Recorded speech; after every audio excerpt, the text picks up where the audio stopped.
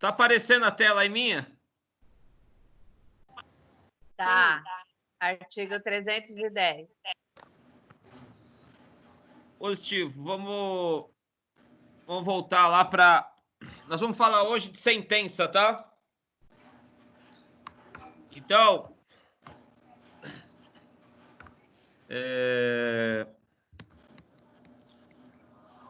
Eu vou fazer uma lembrança aqui a respeito da citação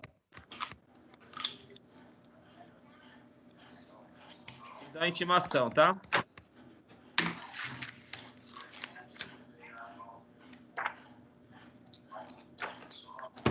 Bom, senhores, o que é importante saber de citação aí? Ela é obrigatória sob pena de nulidade do processo, tá? Ela que vai garantir o contraditório e ampla defesa, porque a partir dela você vai ter lá a base... Oi? Alguém falou alguma coisa? Que a partir da citação, você vai ter a base do que você vai se defender, tá? Basicamente, a citação aí vai constar os dados, o fato, geralmente vai uma cópia da denúncia, né? E o cidadão tem que assinar lá a contrafé, que é uma cópia da denúncia, na verdade. Bom,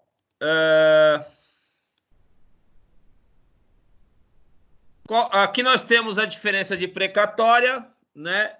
Rogatória e carta de ordem. Qual que é a diferença? A precatória é para uma comarca fora da comarca do juiz natural, é uma outra comarca, outra cidade. A rogatória é quando vai ouvir alguém que está fora do país, o endereço certo. E a carta de ordem é quando um processo, inicialmente, que tenha início, competência originária no tribunal, o tribunal manda o juiz da comarca Alfa ouvir a testemunha de um processo de competência originária do tribunal, tá? Lembra daquela competência por foro privilegiado, né? É prerrogativa de função que a gente fala. Então, o tribunal vai mandar, muitas vezes, ouvir uma testemunha em alguma comarca, e aí vai mandar para o juiz da comarca. É uma carta de ordem, porque vem de um tribunal superior para um... só um minutinho, gente. Para um juiz subordinado, tá? Um juiz inferior. Tudo bem? Só um minutinho, deixa eu ver se conseguiu entrar aqui. Beleza. Bom, aqui nós falamos da precatória, né? O que seria precatório itinerante, senhores? O que seria precatório itinerante? Deixa eu ver um cara bom aqui para responder. Cleito. O que seria precatório itinerante?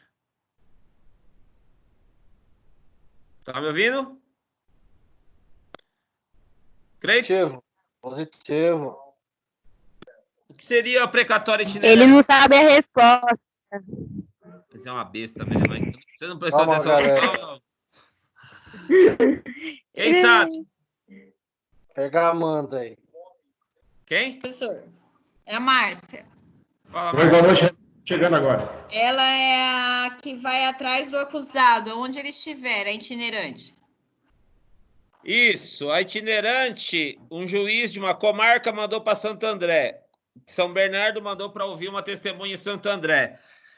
O oficial de justiça foi em Santo André, descobriu que o cara está em São Caetano. Não precisa devolver para São Bernardo para mandar outra precatória. De Santo André pode mandar direto para São Caetano. Precatória itinerante porque ela vai procurando lá a pessoa, tá? Pode ser tanto numa citação quanto numa intimação, correto? Mas a ideia é de não voltar para o foro de origem, tá? A comarca de origem. Tudo bem? Beleza aí? Bom. Ok, estou chegando agora, vamos lá. Tudo bem aí? Tudo bom. Tranquilo. Continuando, gente. Aqui só para relembrar, né? Que é importante aí. Citação do militar tem que ser através do superior, tá? Através da unidade de origem do militar. O funcionário público também deve ser avisado a chefia dele, justamente para quê? Para que no dia seja substituído aquele funcionário, tudo bem? Que mais? Réu preso, gente. Réu preso é sempre citado pessoalmente, nunca por edital, tá?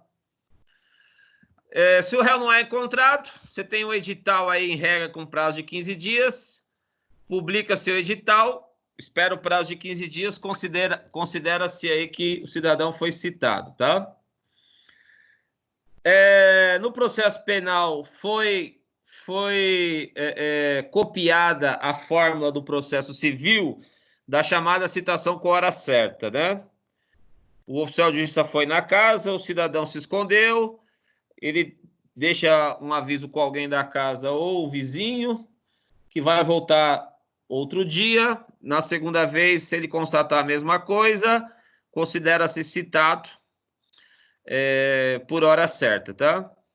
Nesse caso da citação por hora certa, senhores, se o acusado não comparecer, o processo vai correr a revelia dele e quando ele for lá no poupa-tempo lá, vai estar o mandado de prisão para ele, tá? Normalmente acontece isso, até com uma certa frequência.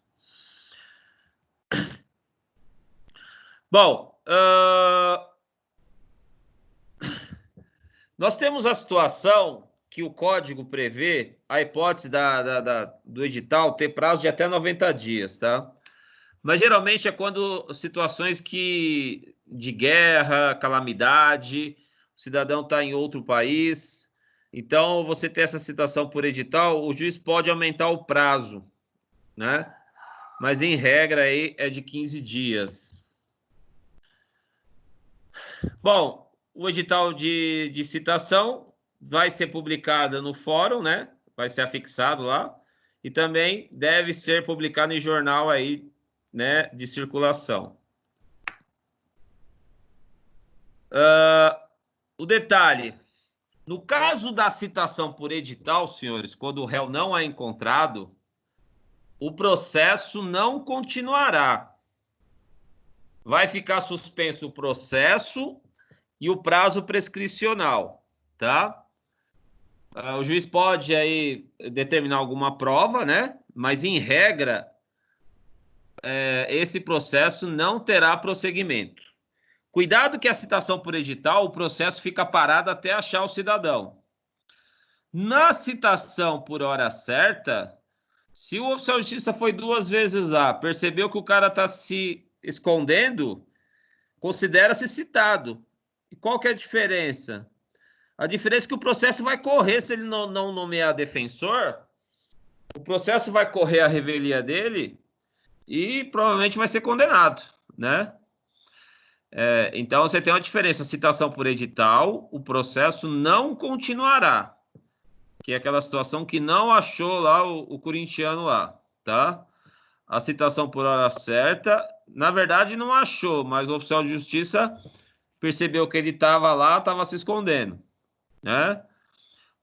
No caso do processo penal, antigamente exigia 3 comparecimentos do oficial de justiça.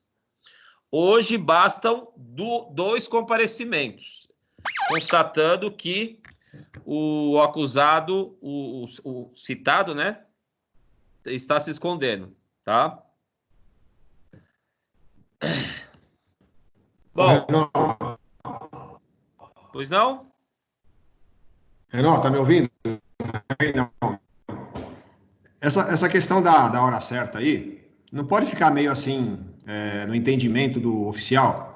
Ele achou que o cara estava lá, mas na verdade o cara não estava. E aí ele compromete a vida do cara? Sim, é possível sim. Pegar um oficial de justiça maldoso o cara pode sim, eu entendo, você tem razão, pode sim complicar a situação aí judicial do cabra, tá? Por isso que o oficial de justiça que for fazer esse tipo de citação tem que ter a plena certeza que realmente o cara tá lá e tá se omitindo, né? Senão ele poderia estar causando uma injustiça, né? Complicado. Mas entendi, beleza. Professor, eu Bom. tenho uma pergunta também. Pois não.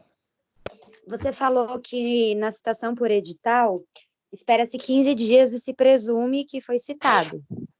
Só que aí agora você falou que talvez não teria sido. Espera que constitua advogado. Então, esses 15 dias espera e não se Na presume. verdade, espera os 15 dias aí só para considerar que houve a citação por edital, mas o processo fica suspenso.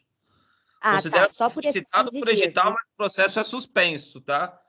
Não tá vai bom, ter entendi. prosseguimento enquanto ele não foi encontrado. Só que daí suspende o prazo prescricional também. Ah, Tudo tá bem? bom, entendi. Obrigada. Não vai continuar, não. O fato de considera-se citado por edital não quer dizer que o processo terá continuação. O processo será suspenso porque ele foi citado por edital e não foi encontrado, tá? Ah, perfeito, obrigada. Bom, galera, então, você tem aí a citação, né? A carta rogatória, a carta de ordem e a carta precatória. Eu vou fazer uma pergunta dessa daí, justamente perguntando a diferença desses 3 tipos aí de procedimento, tá? A intimação, na verdade, serve para qualquer tipo de aviso, né, de atos do processo, inclusive para o próprio acusado. Depois que ele foi citado, ele só será intimado para os demais atos do processo, tá? Então, a diferença basilar é citação é o chamamento do réu ao processo. Depois que ele foi citado, tomou ciência da acusação que pesa contra ele, ele será intimado dos demais atos do processo. Vocês, como futuros aí advogados, têm que saber utilizar a nomenclatura correta, tá? Intimação e citação. Apesar de parecido, mas são institutos diferentes, tá?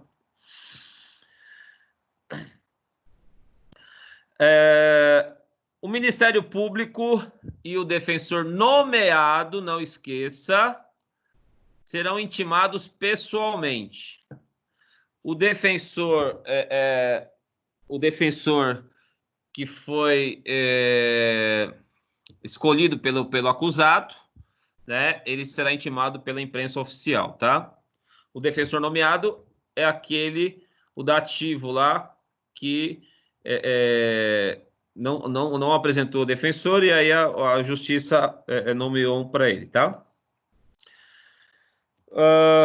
Bom, então basicamente é isso. Aí esse quadrinho aqui, depois vocês me lembram aí para eu mandar esses slides, tá?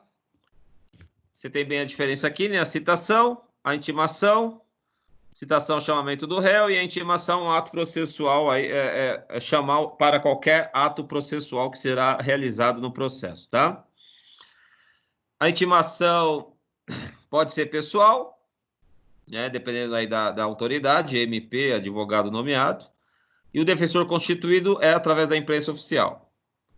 A citação, né, em regra, vai ser pessoal, tá? Através do oficial de justiça, se tiver em outra comarca, através de precatória. Pode ser ou rogatória se estiver no exterior, tá? A ficta, quando não é encontrado, presume-se aí por edital e por ofício quando for militar, né? Faz um ofício ao comandante para apresentar o militar no dia da audiência. Bom, senhores, então considera-se encerrado esse assunto. Se alguém tiver alguma pergunta, isso aqui, vamos ao próximo tema aí. Bom, aplicação provisória de interdições de direito e medidas de segurança. O que seria isso, senhores? Durante o processo penal, o juiz pode verificar a necessidade interditar alguns direitos do acusado, tá? Como assim? Por exemplo, ele é acusado de bater na mulher, abusar dos filhos, né? Ele pode sofrer uma interdição lá de suspensão do poder familiar, ou seja, ele perde lá o poder sobre os filhos, a guarda, né? Essa parte de direito civil aí vocês que conhecem melhor. Ele pode, por exemplo, for funcionário público, pode ser suspenso da função provisoriamente para não atrapalhar as investigações. Ele pode ter o porte de arma suspenso, né? Pelo perigo aí dele praticar um crime contra a vítima, sei lá, tá? Então, você tem vários tipos de interdições de direitos. Ele pode ser suspenso de dirigir provisoriamente, sei lá, crime de trânsito. Ele pode ser suspenso provisoriamente do direito de clinicar, por exemplo. Digamos que é um erro médico, o cara matou alguém lá no procedimento. Então, veja, é possível, durante o processo, tá? Que alguns direitos do acusado sejam suspensos, né? Ele seja interditado para alguns direitos, tá? Então, basicamente, isso pode ser durante a instrução criminal, né? Mas até a decisão, até o julgamento, o juiz pode deixar essas interdições durante todo o processo. Bom, o 373 trata do tema. A aplicação provisória de interdições, veja que é provisória de interdições de direitos. Então, aqui seria o que, professor, então? Então, você imagina vários direitos, né? O poder familiar, a guarda, a função pública, pode ser suspensão do direito de portar arma, pode ser, então, qualquer direito aí que você exerça e tem alguma relação com o crime, tá?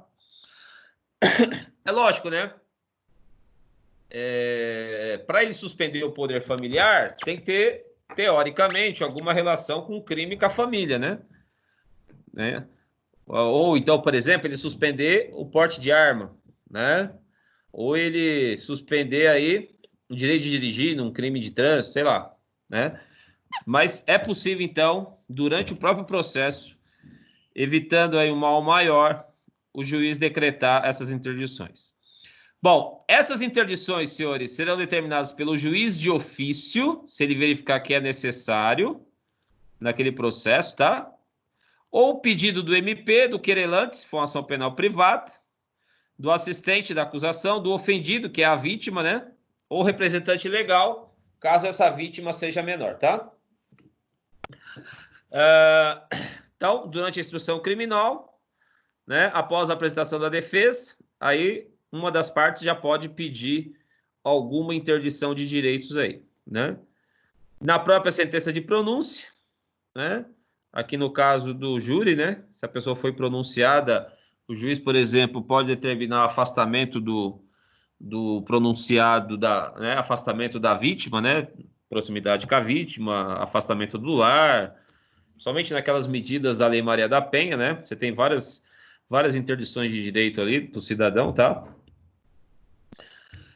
Na sentença condenatória recorrível, veja que ainda tem a possibilidade do cara recorrer, mas ele já pode sofrer alguma medida aí, né, de interdição de algum direito, tá?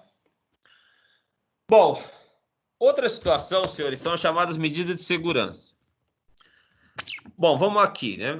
A maioria aí tá no, acho que quarto, quinto semestre, sexto, sétimo, né? O que são medidas de segurança? São as medidas que são aplicadas ao inimputável, né? Ou semi-imputável, dependendo da situação, o juiz pode aplicar também. Decorrente do quê? Da periculosidade do indivíduo. Então, o cidadão é 13, é louco.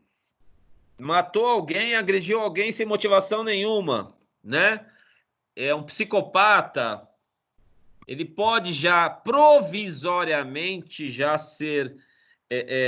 sofrer uma internação no manicômio? Pode, tá? Então, é justamente essa possibilidade dele já sofrer uma medida de segurança provisoriamente. Tudo bem? Então, esse cabra aqui, né? Vocês vão lembrar do artigo 26 lá do Código Penal. Quem que sofre medida de segurança, professor? É o cabra, né, que não tem a capacidade de entendimento e autodeterminação. Então, quando o cidadão perde a capacidade de entender a situação fática, ou seja, o mundo que o cerca, ele perde a capacidade de se autodeterminar, quer dizer, ele poder escolher o que ele quer fazer.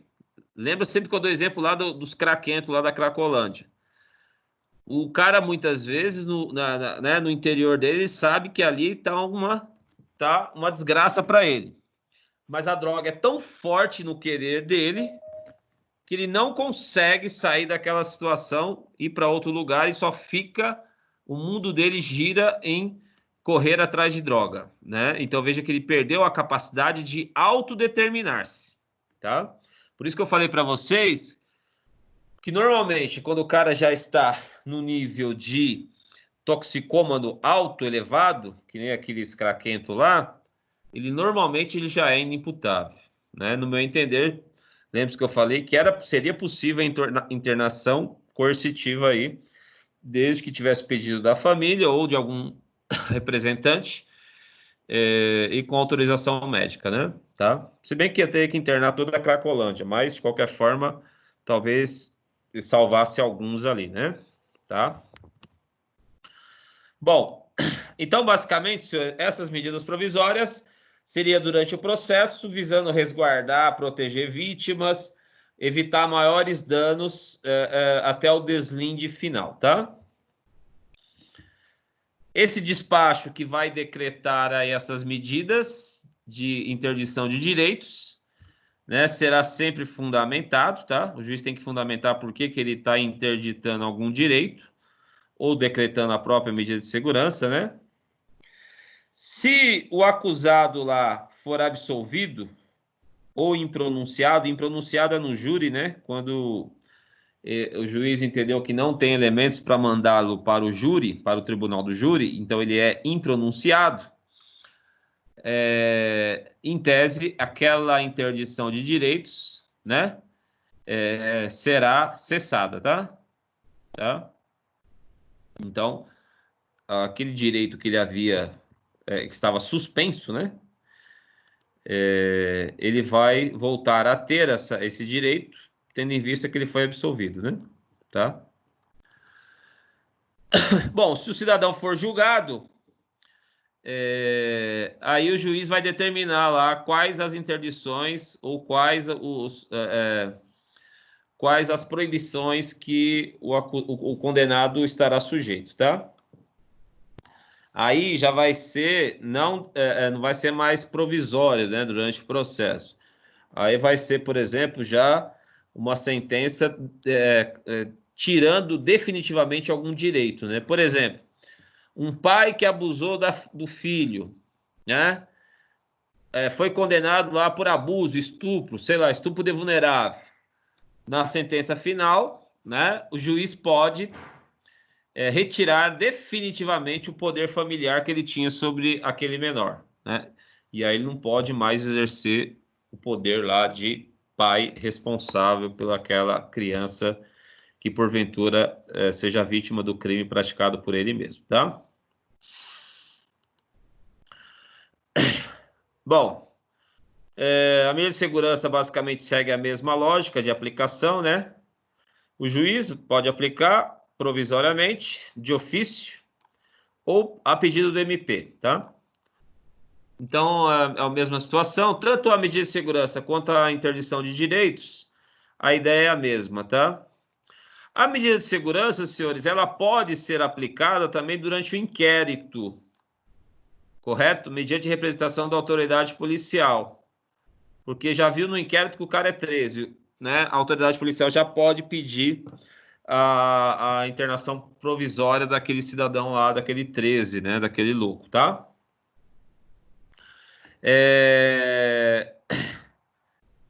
Bom, mesmo que o cidadão seja absolvido, e aí vocês vão lembrar da sentença absolutória imprópria. O que é isso?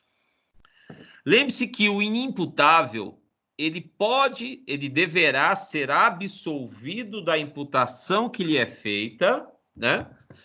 Só que, como ele apresenta periculosidade, ele sofrerá medida de segurança, tá? Então,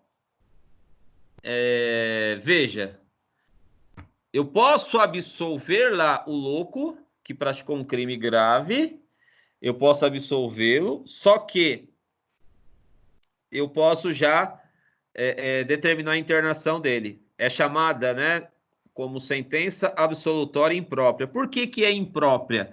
Porque, na verdade, eu absolvo ele, mas aplico medida de segurança.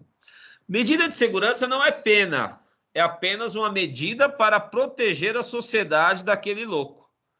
Vide o Champinha que eu falei para vocês, né? Que o Champinha está até hoje lá no manicômio, lá na medida de internação, lá de medida de segurança, tá? E aí a medida de segurança vai ter todo um regramento, né? Da sua aplicação, e aí está no título 5 do livro 4º aqui. Mas, para nós, o que importa é a ideia do que é a medida de segurança. Como vai ser aí fomentado a aplicação, para nós não tem tanto interesse, tá?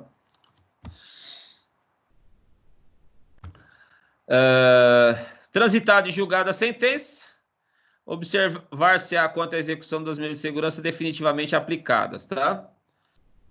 Mesma coisa, em regra, depois de um período, né, normalmente aí 1 ano, o cidadão passará por um novo exame de sanidade mental para ver se ele continua apresentando a periculosidade, tá? Psicopatia, né, a esquizofrenia. É lógico, né, gente? Algumas doenças mentais, tratando com remédio, o cidadão não apresenta periculosidade. Porém, algumas não tem cura, né, e não tem tratamento. O cidadão, se for colocado em liberdade, voltará a praticar o crime, né? E assim, eu já fui no manicômio lá de Franco da Rocha, e você conversa com os loucos lá, se você se deixar, você é enganado, né? Os caras têm uma lábia boa, parece indivíduos aparentemente normais, não é aquele louco babando.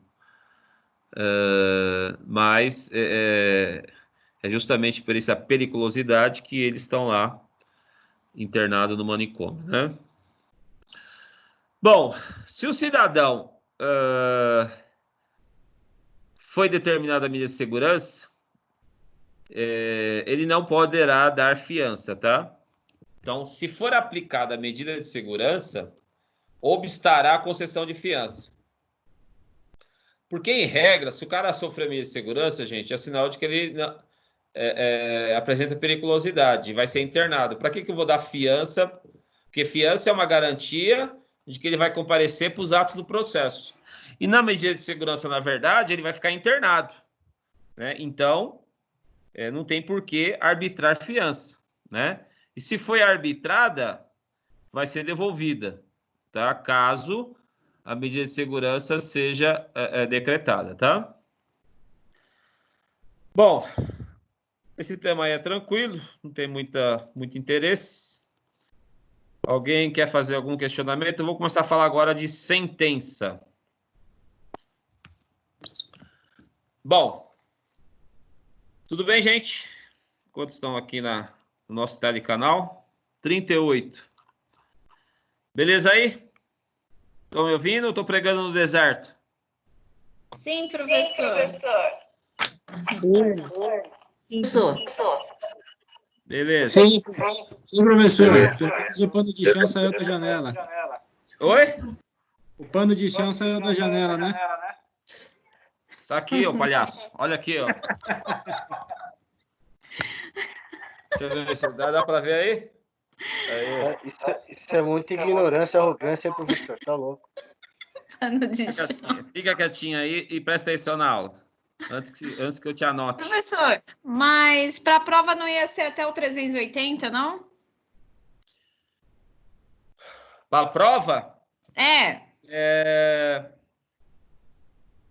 Vamos fazer, né? Que senão vai ficar muita matéria. Apesar que sentença para vocês Deixa é a tranquilo. sentença para a próxima. Tá bom. Bom, a gente faz até 380, mas a sentença é uma matéria importante também, que vai cair na prova final, tá? Então, vamos lá, gente. Sentença. Bom, primeiramente, você tem aí alguns tipos de sentença, né? Sentença definitiva, né? Quanto ao mérito. O que é isso? É aquela que decidiu. Então, ela analisou o mérito da questão. Quando você fala de uma sentença que ela não chegou a analisar o mérito, ela, na verdade, ela não chegou a questionar o direito ali colocado em dúvida, né? Muitas vezes a sentença extingue o processo sem julgamento de mérito. O que quer dizer isso? O juiz já verifica que não tem justa causa para a ação penal e já extingue a ação penal. Na verdade, essa sentença, ela não analisou o mérito. Quando, por alguma questão preliminar, o juiz já verifica que não tem condições da ação penal prosseguir, tá? Agora, a sentença propriamente dita, né, é aquela que analisou o mérito, tá? Tanto condenando ou absolvendo, mas ela analisou o pedido, né, do Ministério Público que está posto ali, tá? Então, a sentença definitiva é aquela que vai abordar a pretensão punitiva do Estado, né? Tanto para absolver ou condenar, tá? A doutrina também fala de sentença constitutiva, né? E sentença mandamental. Então, sentença constitutiva é aquela sentença que vai alterar algum estado do réu. Então, por exemplo, a reabilitação, o cidadão pode pedir a reabilitação depois de 2 anos do cumprimento da pena. Essa sentença constitutiva vai o quê? Vai constituir o cidadão na situação de reabilitado, né? Não podendo constar mais nenhuma pendência nos seus antecedentes, tá? Então, quando você fala sentença constitutiva, ela vai constituir algum direito novo para o interessado lá. A sentença mandamental é o quê? É a sentença que analisa um remédio constitucional, né? Então, um habeas corpus, um mandado de segurança, a gente chama de sentença mandamental. É aquela sentença que, por exemplo, concedeu um alvará de soltura no habeas corpus, ou concedeu um direito líquido e certo no mandado de segurança, tá? Então, quando você fala assim, sentença mandamental, é aquela sentença que está baseado em um dos remédios constitucionais, né? E com uma determinação judicial a ser cumprida, tá? Então, na verdade, a sentença mandamental, ela dá uma ordem num processo, mas não está analisando o mérito. Como assim, professor? Eu fui preso arbitrariamente, né? Porque estava na praça. A guarda me prendeu porque eu estava na praça. Aliás, que eu vi hoje em Araraquara é um absurdo para mim. Mas eu entro com habeas corpus porque fui preso de forma ilegal. Então, o juiz já pode me dar o alvará de soltura, né, a liberdade provisória, sem ter analisado o mérito. Só por ele verificar alguma ilegalidade no caso da prisão feita lá pela polícia, tá? Então, veja que a sentença mandamental, ela dá uma ordem específica a ser cumprida pelo Estado, né? Por exemplo, eu peço uma reintegração no serviço público, fui demitido ilegalmente. Eu entro com mandado de segurança, né, por exemplo. O juiz manda me reintegrar, liminarmente, tá? Liminarmente. É uma sentença mandamental. É uma ordem a ser cumprida sem analisar o mérito, apenas pelo fumaça do bom direito. Fumus boni iure, não é isso? Bom, tudo bem até aí, gente? Sentença, os tipos de sentença. Então, eu tenho a sentença terminativa, é aquela que vai analisar o mérito. Eu tenho a sentença constitutiva, que constitui uma situação jurídica nova para o réu. E a sentença mandamental, que são ordens decorrentes dos remédios constitucionais, tá? Habeas corpus, habeas data, mandado de injunção e mandado de segurança. Professor, Pois não. qual slide que o senhor está passando agora aí? 60? Não, eu estou dando uma explicação geral. Tá na sentença, não tá? Sim, positivo. 381, artigo. Isso. Esses tipos de... o que eu estou falando agora é a explicação dos tipos de sentença, entendeu? Certo. Mas é doutrinário, não está no artigo isso daí. É a explicação positivo. a explicação dos diferentes tipos de sentença, né? Positivo. Eu posso ter aquela sentença que define, julga, ou seja, aquela terminativa, que ela analisa o mérito, né? A constitutiva e a mandamental. Ok. Beleza? Grato. Renan, Pois não. eu tinha para mim que sentença fosse dada só no final do processo. Seja ela dentro do Código Penal. Aquela sentença, o pedido que você faz de habeas corpus, o juiz vai dar a sentença no habeas corpus. Aí depois no processo vai dar a sentença terminativa do processo. Mas ali ele vai dar a sentença para te dar o alvará ou não, né? Tá? Onde se der sentença mesmo, não é nenhum outro. Porque acho que no Código Civil a sentença é a final, só lá no final que sai a sentença. Não, O resto aqui você vai constituir direitos com essa sentença, né? Não é uma... É uma decisão interlocutória do meio do processo, Isso. mas ela é considerada uma sentença, uma decisão, tá? E ela ela determina a ação do Estado aí, né? Professor, por favor, tem uma ordem isso? Como assim? Por exemplo, a sentença mandamental eu posso ter a todo momento, certo? E a terminativa sempre será no final, isso? Isso, a terminativa é a que analisou o mérito da causa. Ou seja, julgou o processo inteiro, tá? Eu posso ter durante um processo várias decisões interlocutórias, né? Intermediárias. E aí a final é a que decide o processo, analisando o mérito, tá?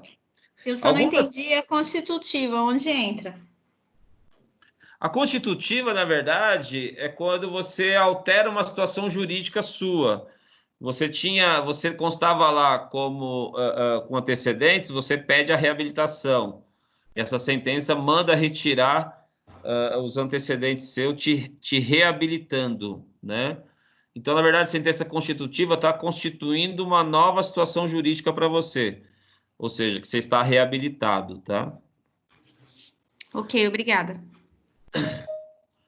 Mas é exceção, tá? A sentença constitutiva é basicamente nessa situação só de reabilitar o réu aí, né?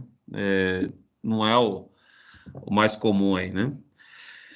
Bom, a sentença, gente, então, vamos lá. Ela basicamente vai ter 3 partes: relatório, fundamentação e dispositivo, tá?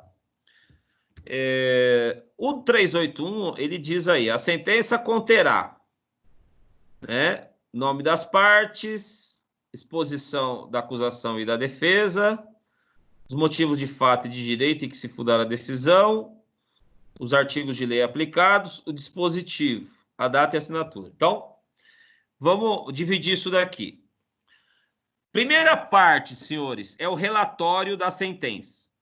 No relatório, o juiz, na primeira parte, o juiz vai fazer um relatório de tudo o que aconteceu no processo criminal. Então, vai abranger o quê? A inciso 1. As partes, né? O nome das partes, né? Ou a identificação possível deles, né? A exposição sucinta da acusação e defesa. Então, aqui são as teses da acusação e as teses da defesa. Então, o juiz, na sentença, ele vai expor o que a acusação diz e o que a defesa diz. Tudo bem? Então, No relatório, ele vai relatar todas as provas colhidas e todas as teses alegadas, tá? Bom, então, em tese 1 e 2, seria o que, gente? Anota aí. Seria o relatório do juiz, tá? Seria o relatório, estaria abarcado no inciso 1 e 2, correto? Bom, a segunda parte é a fundamentação, né? Fundamentação, o que o juiz vai fazer? Ele vai analisar os argumentos que foram expostos, né? E dizer, e colocar aqueles argumentos com base no direito. Ou seja, ele vai pegar os fatos apresentados e vai aplicar o direito cabível, tá? Veja, aqui é a chamada fundamentação, né? Ele vai contraditar as teses, as teses que haviam sido apresentadas, ele vai dizer quem tem razão ou quem não tem, tá? Pode acolher alguma tese, pode rejeitar outras, né? Tudo com base nas normas do direito, tá? Por isso que ele vai analisar os fatos e o direito a ser aplicado, tá? Então, o inciso 3 e o inciso 4, na verdade, né? É a segunda parte da sentença, ou seja, a fundamentação. Então, o 3 e o 4 fazem parte da segunda parte da sentença, a fundamentação ou motivação, tá? Alguns chamam de motivação. Bom, e aí o dispositivo, né? O dispositivo, na verdade, é a decisão, é a sentença propriamente dita, né? Isto posto, condena o réu a tantos anos de prisão, ou isto posto, absolvo o réu com base no artigo tal do Código Penal, do Código de Processo Penal, tá? Então, o dispositivo, na verdade, ele é o que vai dizer efetivamente se o réu foi condenado ou foi absolvido, tá? Então, o dispositivo, na verdade, é a decisão final, tá? Então, o dispositivo efetivamente vai dizer o quê? Vai dizer qual a conclusão ou decisão que o juiz chegou. Então, o 5 e o 6, né, e a data e assinatura do juiz fazem parte, então, da terceira parte da sentença, que é o dispositivo, correto? E, na verdade, é a conclusão, né, em que ele chegou após ter fundamentado, tá? Então, resumindo, eu vou ter a sentença em 3 partes. O relatório vai descrever as partes, qual o fato denunciado, quais as teses da acusação, as teses da defesa, tá? E só. Aí ele vai passar para a fundamentação, com base nessas teses, ele vai analisar o fato e vai aplicar o direito que ele entende cabível, correto? Então, ele vai fundamentar, analisando quem tem razão ou não. E o dispositivo é a decisão final, é a conclusão que ele chegou. Isto posto, absolvo, condeno, né? Esse é o dispositivo, que é a parte final da sentença, tá? Deve haver uma correlação lógica entre a motivação com o dispositivo. Então, por exemplo, na motivação, o juiz começa a falar que o cara é inocente por isso. Aí chega no dispositivo, isto posto, condena o acusado a 5 anos de cadeia. Ou seja, não teve uma correlação lógica entre a motivação e o dispositivo, ou seja, a decisão final. Então, o que ele motivou deve ter correlação, pertinência lógica com o que ele vai decidir, ou seja, com o dispositivo. Tudo bem? Senão, é lógico que essa sentença poderá ser anulada pelo tribunal, tá? Bom, na sentença, por exemplo, gente, se for condenatória, o juiz vai ter que analisar o quê? O quanto da pena, né? Ele vai analisar as questões do artigo 59, né? Que são as chamadas circunstâncias judiciais, agravantes e atenuantes e causas de aumento e diminuição de pena, tá? Para ele chegar nesse quanto da pena, então ele analisa aí o 59 do Código Penal, que são as circunstâncias judiciais, né? Os antecedentes, conduta da vítima e tudo mais. Agravantes e atenuantes, causas de aumento e causas de diminuição, tá? Essas causas estão ou no próprio crime, né? Na previsão do tipo penal, tá? Então, por exemplo, assim, causa de diminuição de pena. O homicídio privilegiado é uma causa de diminuição de pena. O crime tentado é uma causa que diminui a pena de 1/3 a 2/3, né? Eu tenho causas tanto na parte geral do Código Penal quanto na parte especial no próprio crime, tá? Então, dependendo do tipo penal, só um minuto. Dependendo do tipo penal, eu vou ter causas de aumento e diminuição tanto na parte geral como na parte especial, tá? O juiz também, na sentença condenatória, senhores, vai ter que aplicar, se for pena de prisão, né? Se for multa, não, óbvio, né? Mas se for pena de prisão, por exemplo, ele tem que determinar qual regime a ser cumprido, né? Regime fechado, semiaberto ou aberto, tá? E aí também se ele vai ter algum benefício, sursi, alguma coisa nesse sentido, né? Tudo bem? Dúvidas? Sentença? Bom. Tranquilo.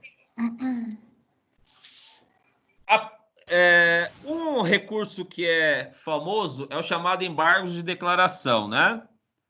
Então, após a publicação da sentença, a parte, qualquer das partes, tem 2 dias para entrar com embargo, né? Alegando aí, né, desde que ele alegue aí que houve alguma obscuridade, não ficou clara a sentença, ambiguidade, a sentença tem uma decisão que aponta para 2 lados, contradição, um item contraria outro da sentença, ou omissão, o juiz deixou de analisar algum item pedido pelas partes, tá? Ou alguma tese, o juiz deixou de analisar alguma tese, tudo bem? Tá? Então, basicamente é isso. Esses embargos de declaração é justamente para que o juiz explique a sua decisão que não ficou claro para uma das partes, tá? Bom, gente, tem bastante coisa ainda. Vou fazer 15 minutos de intervalo, porque essa parte agora é uma parte um pouquinho também meio complicada aqui. E daqui a 15 minutos a gente volta, tá bom? Tá joia, obrigada. 20 para as 9 no meu... 5 para as 9 a gente volta. Fechado? Fechado. Tem alguma pergunta? Professor, vai começar a fina estampa daqui a pouco. Hã? Daqui a pouco vai começar a estampa. Vai começar o quê? Fina estampa. O quê? Daqui a pouco vai começar a novela. Vá. Professora, eu tenho uma dúvida. Tem, professor. Fala. Pode falar. Eu tenho uma dúvida aqui, Felipe. No caso, eu lembro que no semestre passado, porque eu estava até procurando na internet, agora eu não achei a resposta, mas na questão do relatório da sentença, um dos ritos, eu não lembro se é o ordinário, sumário ou sumaríssimo, o relatório ele não é necessário. Qual que era o rito mesmo? O sumaríssimo não precisa do relatório. Sim, obrigado. Não precisa relatar tudo lá. Já fundamenta e o dispositivo já direto. Tá certo, obrigado. Não precisa esperar o rito sumário, professor. É isso que você quer dizer? No sumaríssimo, não precisa na sentença, fazer relatório. O sumaríssimo é um rito mais ágil, então o juiz não precisa perder tempo fazendo o relatório de tudo que aconteceu no processo, que são crimes de menor potencial ofensivo, entendeu? E aí não precisa fazer o relatório de tudo que ocorreu, porque é um rito mais rápido, tá? Beleza? Ele é mais usado menor de idade. Não. Menor de idade, não. O rito sumaríssimo é o do Juizado Especial Criminal, tá? Certo. Que é os crimes com pena até 2 anos, né? De pena máxima, tá? Tá, beleza. Mais alguém?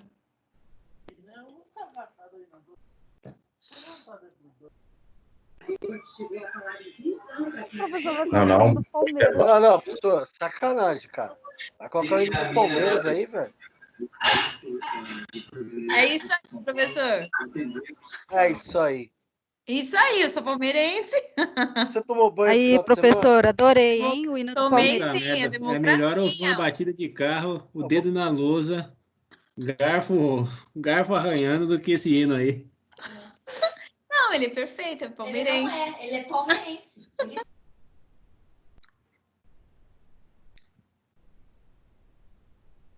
Ainda bem que ele nem percebeu que colocou o hino para não tocar. Abraço. Tô indo ali.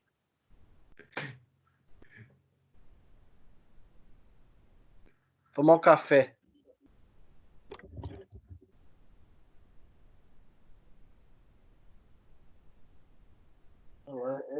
Ele é tão zoeiro lá que ele vai e coloca o hino do Palmeiras para tocar lá para tomar um café. Ai.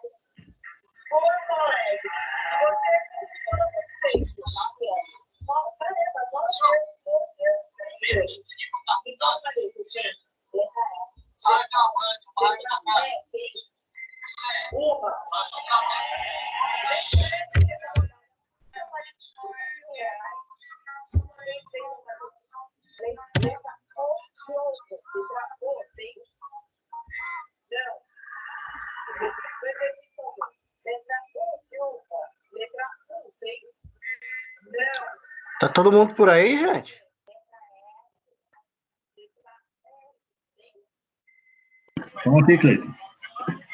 Estamos esperando o professor voltar. Ah, beleza.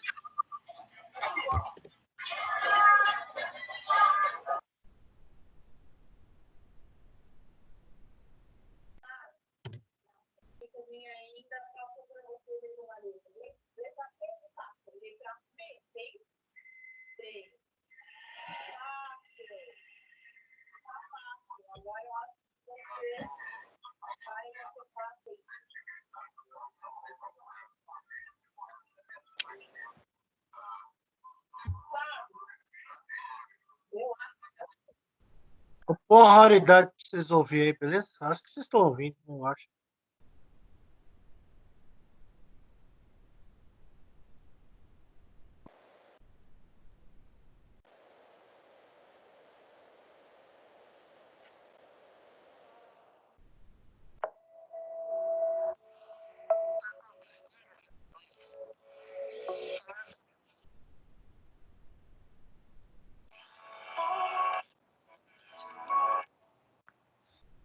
O que é?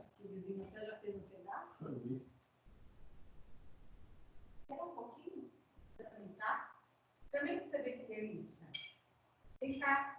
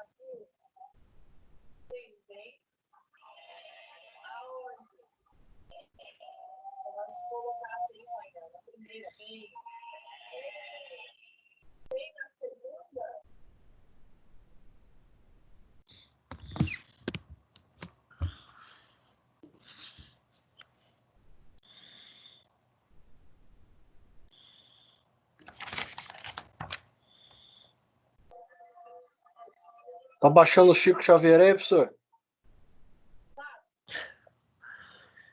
Pensando aqui.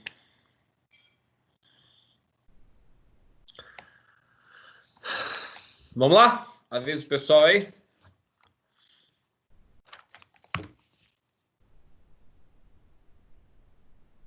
Já comi um caqui gelado. Falta 6 aí, né, velho? Já comi um caqui gelado. Expulsou a patroa, né? De casa. Voltou. Voltou para encher o saco. No final da aula aí, professor, mudando de assunto, desculpa a brincadeira aí, faz uma recapitalização aí do que você vai dar aí na prova para nós, né, beleza? Até 380, né?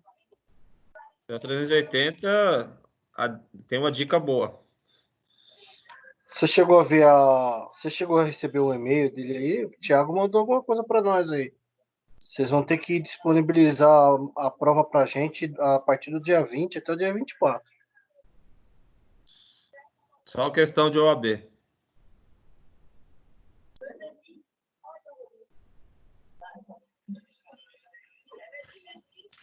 Vamos lá.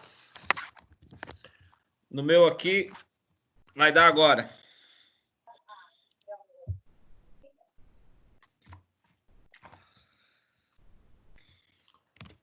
Pessoal, um tema que cai... Voltaram aí? Chama a galera aí que isso aqui é importante. Tô aqui. Eu já tô aqui, tô jantando, mas toca o pau aí. Tô aqui. Senhores, nós temos 2 institutos que pode ocorrer na sentença, tá? A emendatio libelli, tá? Emendatio libelli, que na verdade, vamos dizer assim, vai emendar a sentença, tá? E a mutatio libelli, vai mudar a sentença. Bom, o que seria isso, gente? O que acontece? Digamos que o cidadão foi denunciado por um fato X.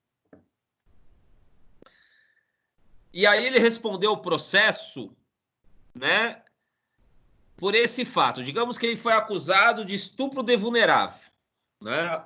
Teria abusado da mulher lá, ela estando sonâmbula, sei lá. E ele respondeu esse fato exatamente da forma que eu falei, né? Estando sonâmbulo, ele abusou da vítima lá e tal. E na sentença, o promotor denunciou lá por estupro de vulnerável, né? Então, ele respondeu todo o processo como se fosse estupro de vulnerável. Mas o fato está adequadamente descrito. Só que o juiz na sentença final, ele entendeu que aquele fato, na verdade, não era estupro de vulnerável, né? Por exemplo, seria violação sexual mediante fraude. Tudo bem? Ou seja, ele pode modificar o tipo penal, né? Desde que seja o mesmo fato. Ou seja, ele pode dar uma interpretação ou ele pode encaixar este fato em um outro tipo penal que seja mais adequado conforme o entendimento do juiz. Mesmo que o promotor denuncie por estupro de vulnerável, se aquele fato o juiz entender que está adequadamente descrito, mas não configura violação, estupro de vulnerável, e sim violação sexual mediante fraude, ele pode, na sentença, condenar o cabra por violação sexual mediante fraude, sem precisar o processo voltar, tá? Por quê, gente? O acusado se defende dos fatos que estão imputados na inicial. Quer dizer, o acusado não se defende dos tipos penais. Ele não se defende do artigo que ele está sendo acusado. Ele se defende do fato que está descrito na denúncia, ou seja, na inicial. Tudo bem? Com isso, o juiz é livre para pegar aquele fato e encaixar em outro crime, mesmo que seja mais grave. Esse que é o detalhe. Por exemplo, vamos dizer que o cara respondeu violação sexual mediante fraude. No final, o juiz entendeu que eu não sei se você, acho que a maioria já teve, violação sexual mediante fraude, o cara usa de alguma fraude para conseguir os atos sexuais com a vítima, né? Tipo, hipnose, aqueles pai de santo lá, aquele João de Deus lá, que usava, né, de fraudes, né, como umas situações para iludir a vítima para conseguir praticar atos libidinosos, né? Digamos que a vítima, o processo correu por violação sexual mediante fraude. E no final, né, pelo fato da forma que foi descrita, o juiz entende que é estupro de vulnerável. Ele pode condenar por estupro de vulnerável, mesmo que a denúncia tivesse sido por outro crime, né? Ah, mas aí ele vai condenar por um crime mais grave? Pode, pode. Desde que não houve modificação fática. Quer dizer, o fato que está lá é o mesmo da denúncia. Como o acusado se defende dos fatos e não do tipo penal, se ele se defendeu daquele fato e não conseguiu obter êxito, o juiz pode enquadrar aquele fato em outro crime que seja do entendimento do juiz, tá? Isto tudo que eu falei é chamado emendatio libelli.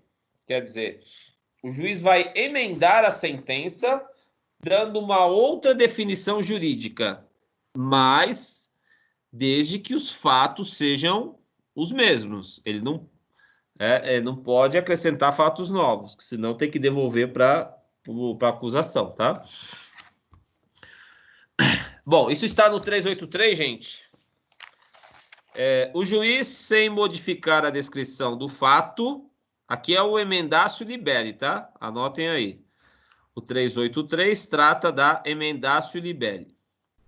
O juiz, sem modificar a descrição do fato, e aqui que eu quero que os senhores prestem atenção, contida na denúncia ou na queixa, poderá atribuir-lhe definição jurídica diversa, ainda que em consequência tenha de aplicar pena mais grave.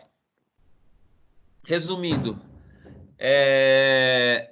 ele vai julgar aquele fato e ele pode ter um entendimento diverso do promotor, tá? E ele pode condenar por outro crime que não o denunciado, desde que seja o mesmo fato, tá? Desde que seja o mesmo fato. Então, gente, emendatio libelli.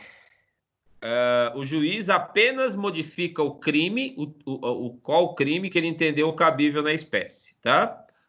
O processo continua normalmente, ele pode apelar, né, o acusado, se for condenado, e o processo não volta para o promotor, tá? A mutatio libelli volta, mas eu já vou explicar por que aí, tá? Bom, digamos que com a nova definição jurídica, senhores, o crime que foi condenado, ele acabou sendo possível ser aplicada a suspensão condicional do processo. Então, o que seria a suspensão condicional do processo, gente? É o seguinte: Crimes com pena mínima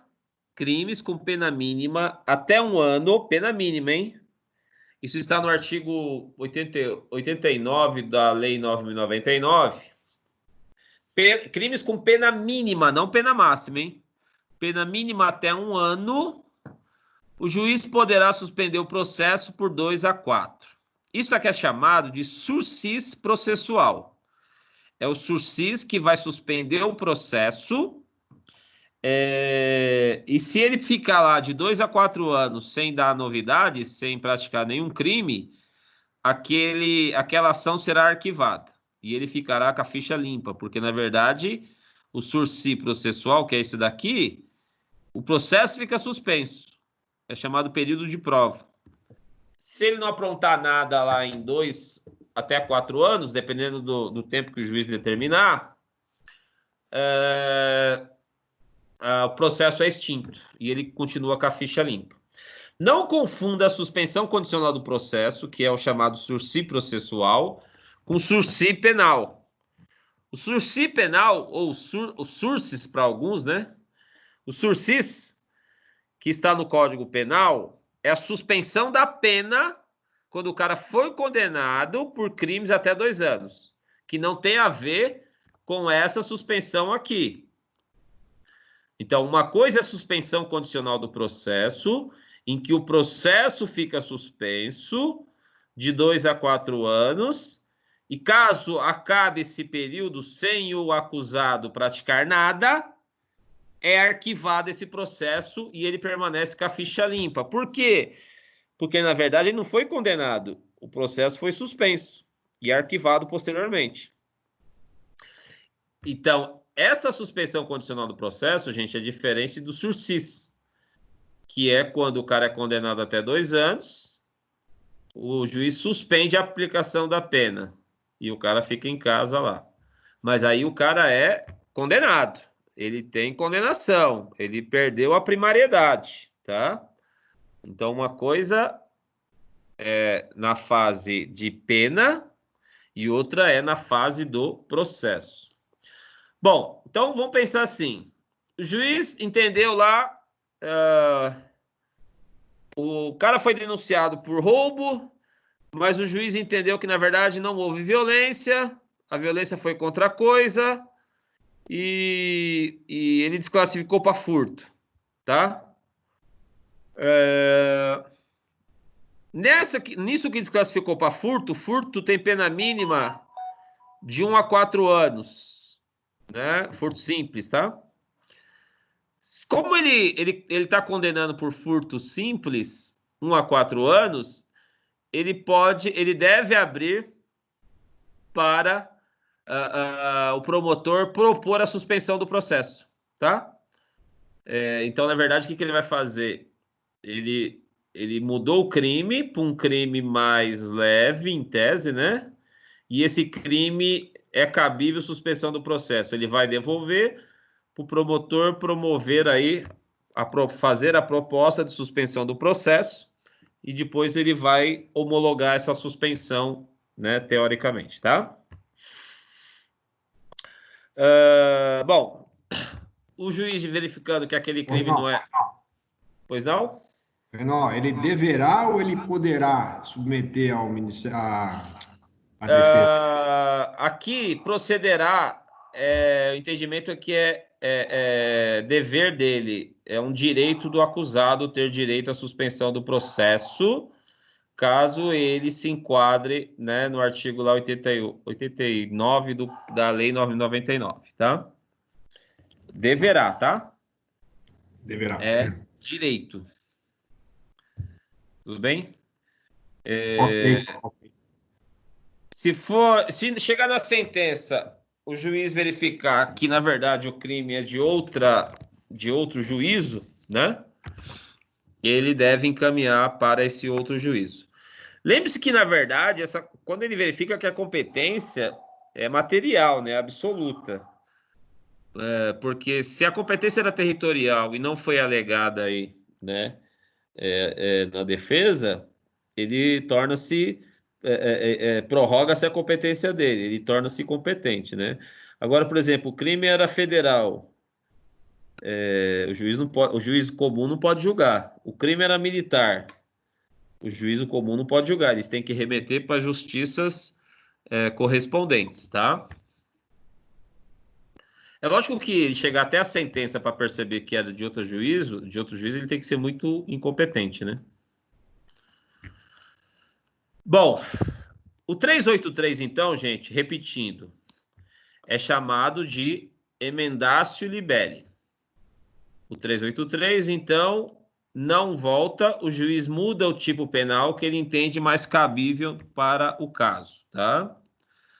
O que deve estar corretamente descrito é o fato, não haver modificação do fato. Por quê? Porque o acusado se defende dos fatos que lhe são imputados. Então, eu não posso alterar os fatos sob pena de violar o contraditório e ampla defesa. Porque como eu me defendo daquele fato específico que eu estou sendo acusado, não pode ser alterado esse fato, tá? Se for alterado, né, apareceu um fato novo, tá? Aí é outra situação, é a chamada mutatio libelli. Então vamos lá. Na mutatio libelli, senhores, apareceu um fato novo durante a audiência, tá? Então, vamos pensar assim. Vou dar um exemplo.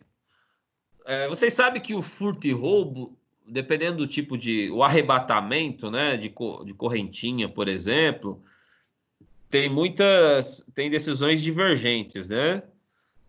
Se houver o arrancamento lá da correntinha, a pessoa nem sentir direito, considera-se furto. Se teve que usar violência, teve que empurrar a vítima, puxou o pescoço da vítima, né? Cortou lá a vítima para poder arrancar a correntinha, houve violência. Então, seria roubo, né? Tá? Bom, então vamos dar o seguinte exemplo aí, que é o mais comum. O cara foi denunciado por furto de celular, vamos pensar assim, ou furto de uma correntinha, tanto faz. Durante a instrução, os debates, provou-se que para levar o celular ou a correntinha, o indivíduo teve que empurrar a vítima, né, causando alguma lesão nela, né? Ou nem necessariamente precisou causar lesão, né? Usou de violência física, tá? Empurrou a vítima para conseguir levar o celular ou a correntinha lá. A denúncia do promotor estava por furto, subtrair coisa alheia móvel.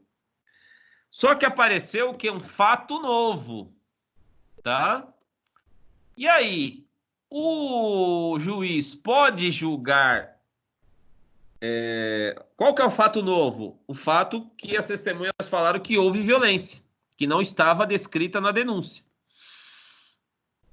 Aí a questão é, o juiz poderia já condenar por roubo, tendo em vista que houve a violência? Não, gente. Por que não? Porque ele se defende dos fatos descritos na inicial. E o fato que está descrito é a subtração sem violência. Então, ele se defendeu deste fato. Se aparecer um fato novo, ou seja, que a vítima foi empurrada, foi lesionada, o que o juiz tem que fazer, senhores? Aí ele vai ter que devolver com essa informação para o promotor, aditar a denúncia. Isso se ele concordar, porque lembre-se que a ação penal é de competência exclusiva do Ministério Público. Ele denuncia de acordo com o entendimento que ele quiser, não é de acordo com o que o juiz manda, tá? Vai voltar para o MP vai aditar a denúncia e vai ter que ser produzidas provas novamente, dado o direito de defesa para o acusado em relação a esse novo fato que foi aditado a denúncia, tá? Bom, feita essa explicação, vamos ler o artigo aqui. Ó, encerrada a instrução probatória, né? Se entender cabível nova definição jurídica do fato, em consequência de prova nova existente nos autos, de elemento ou circunstância da infração não contida na acusação. Ou seja, a questão que houve violência para o arrebatamento da correntinha ou do celular não estava na acusação, na denúncia.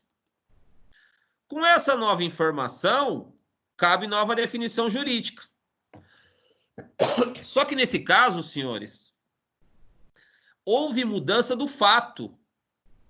Né? Uma coisa é eu subtrair e sair correndo, outra coisa é subtrair empurrando, usando violência. Então, nesse caso, o juiz, em vez de sentenciar, vai devolver para o Ministério Público, que deverá aditar a denúncia ou queixa. A queixa se fosse ação privada, tá? Aí, detalhe. Aqui fala deverá. Só que não é deverá, gente. Ele vai analisar. O promotor é livre para a decisão de aditar ou não. Como assim? O dono da ação penal é o Ministério Público. Ele vai aditar se ele entender que realmente é caso de aditar. Aí você pergunta assim, mas e se ele não aditar, como é que fica? Aí o juiz, verificando que ele se negou a aditar, manda para o chefe do Ministério Público, aplicando o artigo 28. Não sei se vocês lembram lá, quando o promotor não denuncia, o juiz entende que é caso de denúncia, o juiz remete os autos para o chefe do Ministério Público, que é o dono da ação penal. Se o procurador-geral entender que o juiz tem razão, ele manda para outro promotor promover a denúncia. Se o procurador-geral entender que o juiz está errado, quem tem razão é o promotor dele, ele devolve, o juiz é obrigado a arquivar o processo penal sem ação penal. É obrigado a arquivar a ação, tá? O que eu quero dizer com isso é, se o MP não quiser processar, o juiz não pode obrigar o Ministério Público a denunciar. Tá? Inclusive, quando vai para o chefe do MP, se ele nomeia outro promotor, ele não pode obrigar o promotor dele a denunciar contrariamente ao entendimento dele, tá? Então, eles têm aí, né, a liberdade de decisão, né, quanto aos seus atos judiciais, tá? Bom, mas digamos que o promotor concorde e resolva aditar a denúncia, ou seja, vai colocar esse complemento novo. Qual? Né, no exemplo nosso, que teve violência durante o arrebatamento lá da correntinha. Então, ele vai aditar a denúncia, tá? E aí, vai ter que fazer o que de novo, gente? Aí vai ter que fazer o quê? Parágrafo 2º. Vai ser ouvido o defensor do acusado, tá?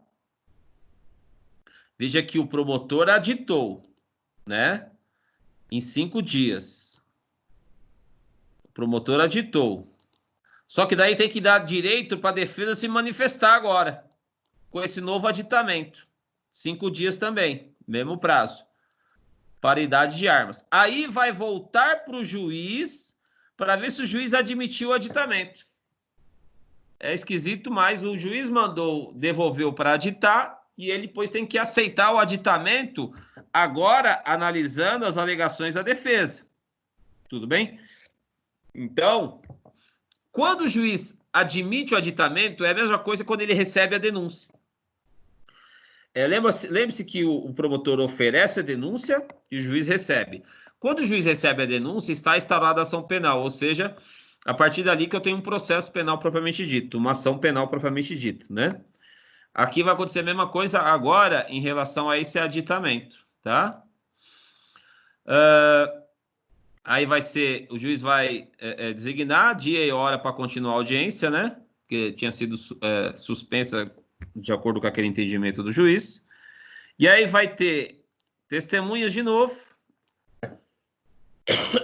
interrogatório de novo, e novos debates e julgamento, tá? Então, resumindo, na mutatio libelli, gente, tem que fazer novamente a audiência, tem que dar oportunidade para a defesa novamente contraditar este novo aditamento. Não pode o juiz julgar direto sem abrir para a defesa se manifestar, tá? Então, veja assim, a emendatio libelli não volta. O juiz, ele só condena em um outro crime, tá? De acordo com o entendimento dele, jurídico dele. Na mutatio, não. Tem um fato novo que não estava na denúncia. O processo tem que voltar, será ditado pelo promotor, tem que abrir para a defesa agora em relação a esse novo aditamento.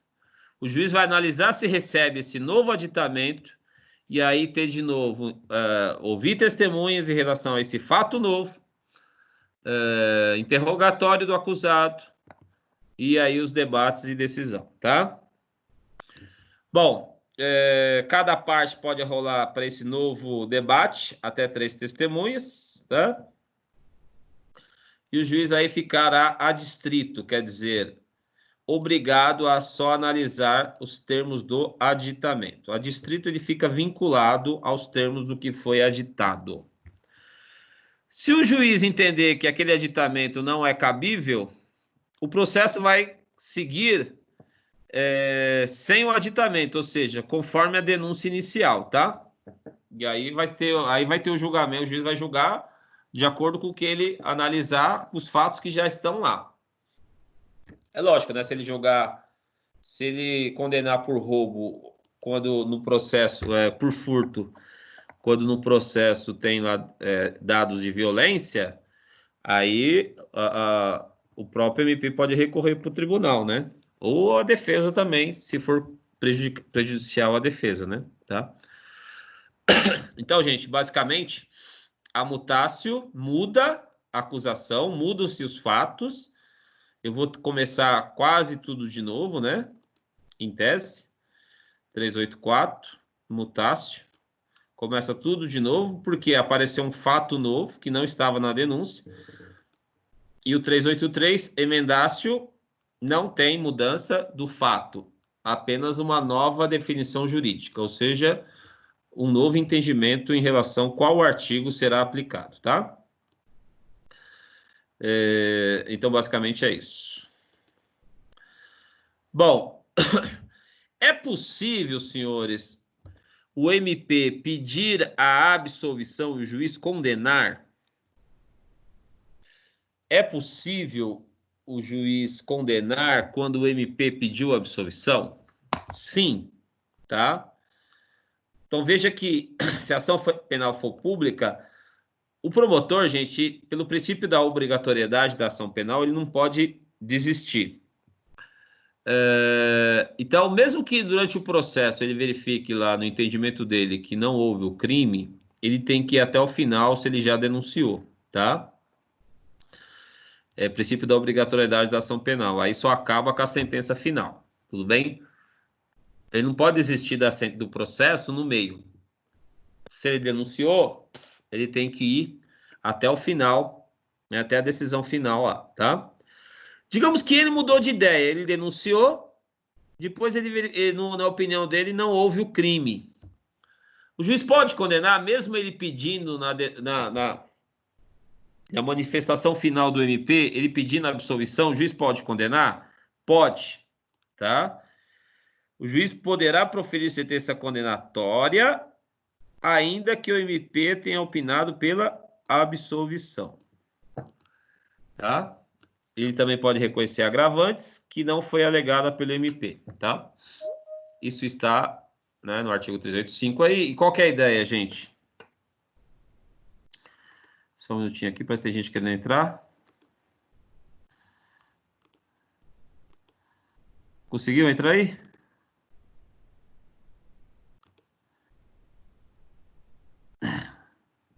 Pronto, Sheila. Qual que é a ideia, gente? A ideia é que o MP, ele ele tem a seu o juiz, desculpa, ele tem o seu livre-arbítrio para absolver ou condenar, né? Livre-arbítrio, assim, né? Lógico que ele tem que estar embasado, fundamentado, né? Mas, assim, o entendimento dele é livre para condenar, mesmo que o MP peça absolvição ao final, correto? Tá? Então, essa é uma possibilidade que a lei permite ao juiz.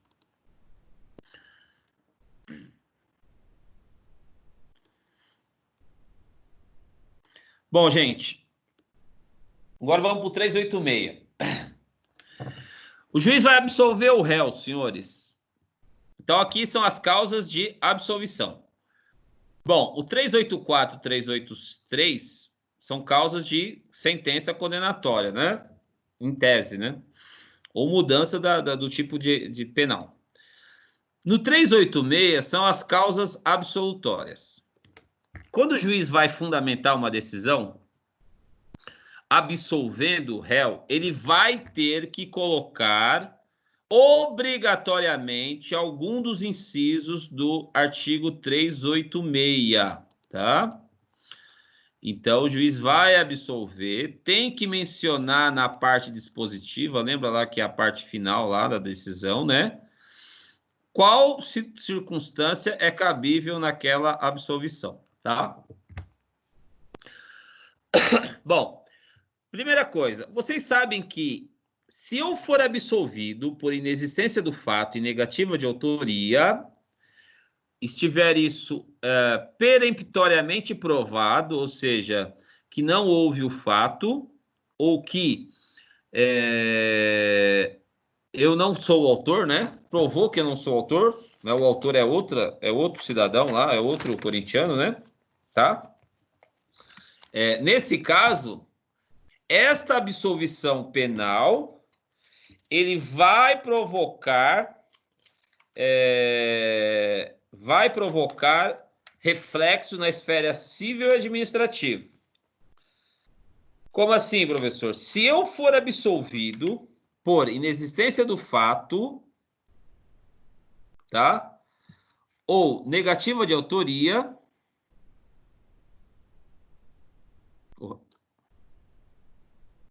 essas duas absolvições, em regra, também as excludentes também retiram a minha responsabilização, né, civil ou administrativa. Se eu for absolvido no inciso 1 e no inciso 4º, isso daqui faz coisa julgada nas outras esferas, né? Como assim? Eu sou funcionário público, sou acusado de um crime e eu consegui provar que não houve o fato. Eu vou responder um processo administrativo normalmente. Se eu conseguir absolvição por isto, provou que não houve o fato, eu consigo absolvição no processo administrativo. Inclusive, se eu tivesse sido demitido administrativamente, eu farei jus a ser reintegrado com todos os direitos, tá? Vamos pensar assim, ó, exemplo. Eu trabalho lá no fórum, e aí sumiu lá o notebook que era da minha responsabilidade. Aí meu chefe me acusou de ter desviado esse notebook. Bom, aí ele abriu o processo administrativo para mim. Respondi o processo, acabei sendo demitido, né? Porque alguém me acusou dizendo que eu levei o notebook embora. Aí, como em tese seria aí peculato, né? Porque você desviar, se apropriar de bem aí público, né? Que está na sua posse, eu vou responder um processo crime. Chega no processo crime, eu consigo provar que o notebook estava lá na sessão, alguém guardou em outro local. Ou seja, que não houve o fato, que eu não levei embora. Então, no processo crime, provou que não houve o fato, que na verdade eu não levei o notebook. Alguém guardou em outro local lá no cartório. Esta sentença, provando que não houve o fato, que apareceu lá o notebook, essa sentença penal, ela faz faz coisa julgada no cível, o Estado não pode cobrar mais o notebook de mim, e faz coisa julgada no administrativo. A administração não pode cobrar de mim também, tá? E aí, se eu fui punido, eu tenho direito de ter a anulação dessa punição, né? Inclusive a demissão, caso isso tenha ocorrido, tá? Então, gente, essas duas hipóteses, né? São você sempre que defender um cliente, você tem que tentar a absolvição nesses itens aqui, tá? Ou nas excludentes, né? Tá? Também aqui, legítima defesa, tá? Necessidade, tá? Exercício regular de direito. Tudo bem? Bom, então é isso. Então, quais são as outras hipóteses aí que também absolvem? As outras hipóteses absolve, mas não faz coisa julgada no cível e administrativo. O que quer dizer isso? Quer dizer que eu posso ser absolvido no inciso 2, por exemplo. Não haver prova da existência do fato. Só que aqui está dizendo que não tem prova que o fato existiu, né? Mas não está afirmando que o fato não existiu. Ele só está dizendo que não tem prova. Pode ter existido o fato? Pode. Para o direito penal, não basta indícios? Não. Por isso que indúbio pro réu. Então, nesse caso, em que pese, se eu for absolvido no inciso 2, por exemplo, inciso 3, eu posso sofrer punição civil e administrativa pelo mesmo fato? Posso. Então, quer dizer que eu posso ser absolvido penalmente, mas administrativamente eu responder e ser punido, ou civilmente eu ser condenado. Por quê? Porque esses incisos não fazem coisa julgada nas outras esferas, tá? Então vamos lá. Então, o inciso 1, então, estar provado a inexistência do fato, né? Provou que o fato não ocorreu, né? Eu sou acusado de ter matado o Cleiton. Estou respondendo o processo. Daqui a pouco o Cleiton aparece vivo. Ou seja, não houve o fato, na existência do fato, tá? Então, é um exemplo aí. Outro exemplo, eu falo que o Cleiton furtou meu celular. Aí outro dia, eu acho o celular na minha bolsa. Ou seja, na existência do fato. Não houve o crime. Não houve o fato. Está provado que não houve. Ou seja, eu me enganei. Né? Tá? Bom, o 2, não haver prova da existência do fato, né? Então, veja, aqui você gerou dúvida no processo se realmente aquele fato ocorreu ou não, né? Eu alego lá que meu carro foi furtado, né? E aí, digamos que eu tenho seguro lá, a seguradora fala que eu na verdade, vendi o carro, destruí o carro com um desmanche, né, para poder receber o seguro, tá? Só que daí fica a minha palavra que meu carro foi furtado e a palavra da seguradora dizendo que eu estou tentando dar um golpe, né? Então, não se prova realmente se foi furtado ou estou tentando dar um golpe na seguradora, tá? Então, indúbio pro réu, né? Não aprova efetivamente se foi furto ou golpe na seguradora. Então, nesse caso, o juiz absolve, né? Porque para condenar tem que ter certeza do fato. Então, você é absolvido, na verdade, por falta de comprovação, né, da existência do fato, tá? 3. Não constituir o fato infração penal. Bom, digamos que eu estou respondendo lá um processo por estupro de vulnerável, tá? E aí a vítima foi, digamos que foi lá sexo consensual, e aí foi acusado de estupro de vulnerável e tal, só que daí comprovou que o fato foi consensual e a vítima, em tese vítima, ela tinha mais de 14 anos. E aí? Bom, e aí que não é mais infração penal esse fato, tá? Porque isso mudou, a lei mudou, né? Desde 2009. Então, nesse caso, se for sexo consensual, acima de 14 anos, não é mais crime, né, de estupro, né? Então, deixa de ser, né, não constituir o fato infração penal. Então, eu vou ser absolvido por aquele fato não ser mais crime, tá? A lógica é que aí tem uma mudança da lei, né? Tá? 4, que é a situação que eu falei que faz coisa julgada na esfera penal e civil. Por quê? Porque aqui está provado no processo que o réu não concorreu para a infração penal. Aqui é diferente. Aqui teve o crime, mas comprovou que eu estava em outro local, estava viajando. Então, provou que eu não pratiquei, que eu não participei do crime. O crime houve, mas eu provei que estava em outro local. Então, o inciso 4º é diferente do 1 no seguinte aspecto. Aqui, estar provado a inexistência do fato. Aqui não houve o fato. Lembra lá do notebook que foi achado escondido lá dentro do fórum, né? Que eu fui acusado de ter subtraído ele. Aqui houve o fato.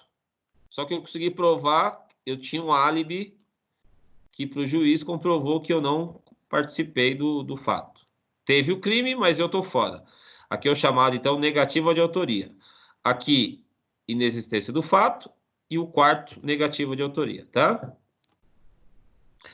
O 5 é similar, só que aqui, veja, não existir prova de ter o réu concorrido para infração penal, né? Aqui é a mesma coisa. Houve o crime, tá? Só que ficou na dúvida se realmente eu participei ou não.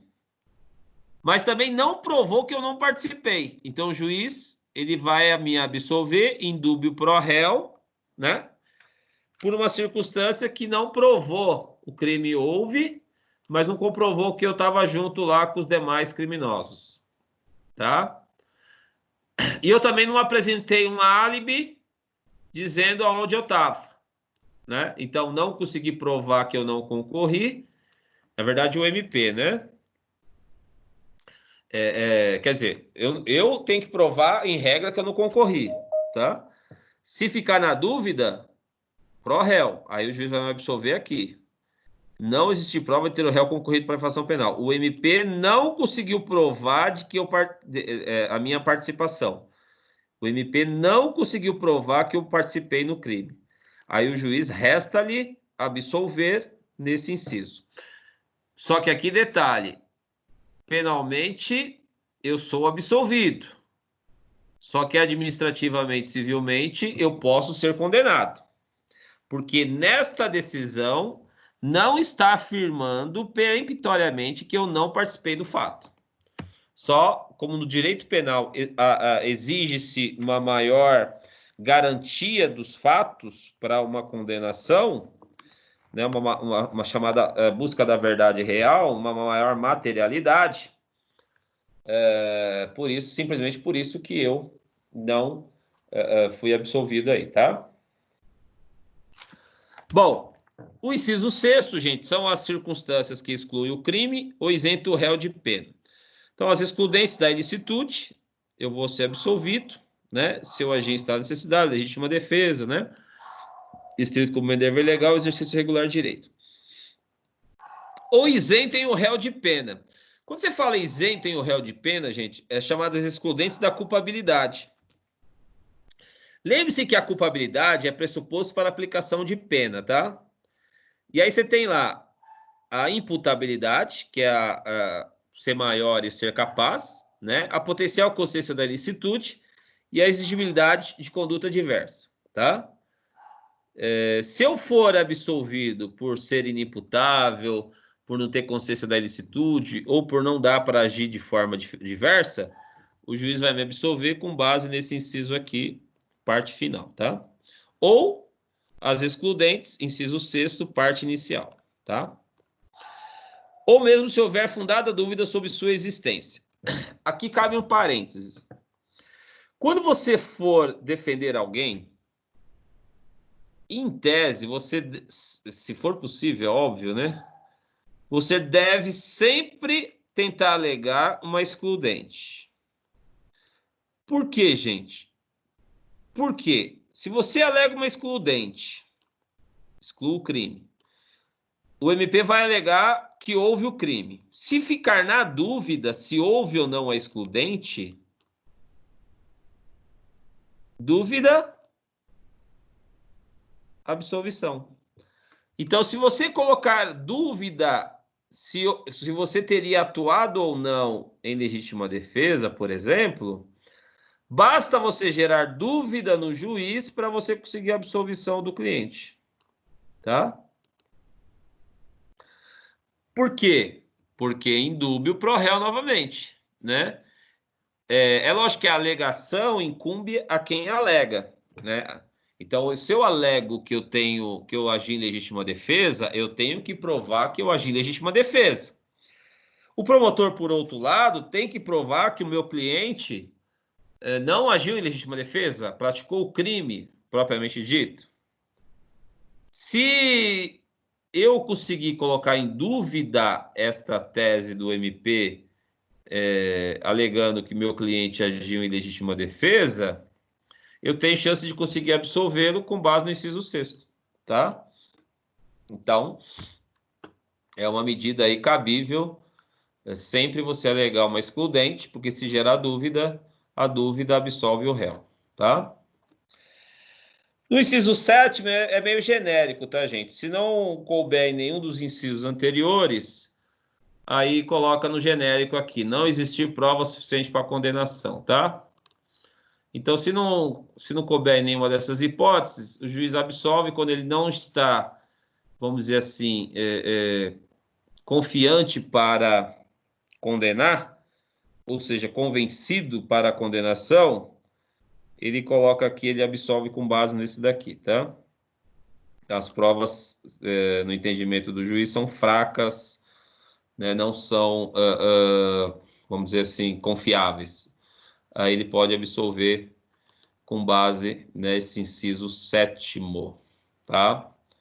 Então, essas são as causas de absolvição. Tudo bem? Bom, se o juiz absolveu, já vai mandar, tem que colocar o réu em liberdade, né? Se ele tiver preso, né? Vai cessar as medidas cautelares, né? Lembra aquelas interdições lá cautelares, tá? E pode aplicar medida de segurança. A medida de segurança eu posso absolver, mas como ele é inimputável e apresenta periculosidade, eu absolvo e aplico medida de segurança, tá? Então, isso é possível ser aplicado aí, né? Ao réu, tá? Ao acusado lá. Bom, aqui, gente, o juiz vai aí proferir sentença condenatória, né?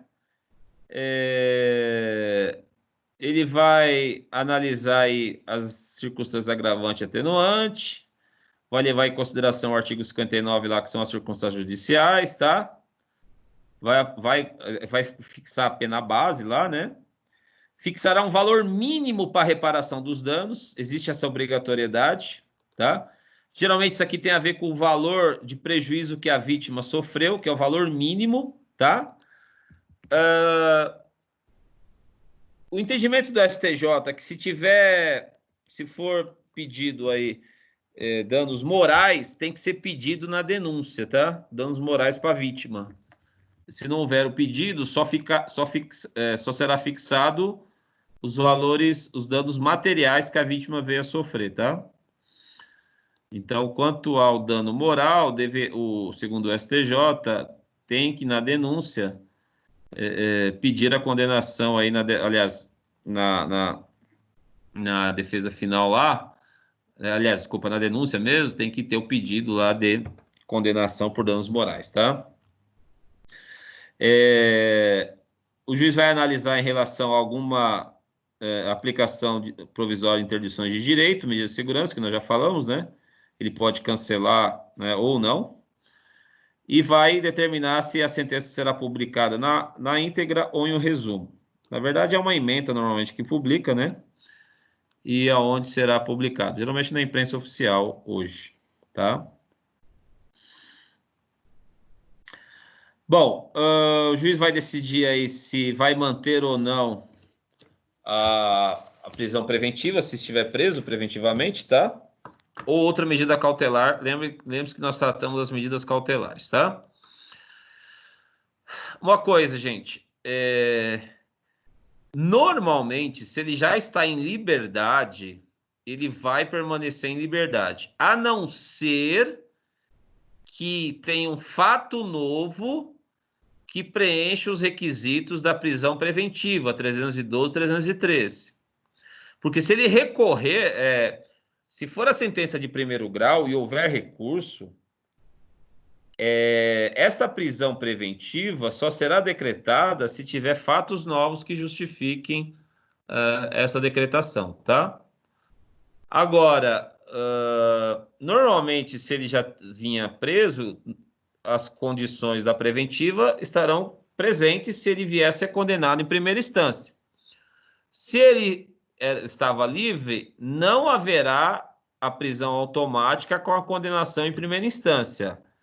Isso tinha antigamente, mas não tem mais. Então, é assim, o cara está respondendo em liberdade. Foi condenado em primeira instância. Ele pode recorrer em liberdade. Somente será decretada a prisão preventiva se aparecerem fatos novos que preencham lá os requisitos da prisão preventiva, tá? 312, 313.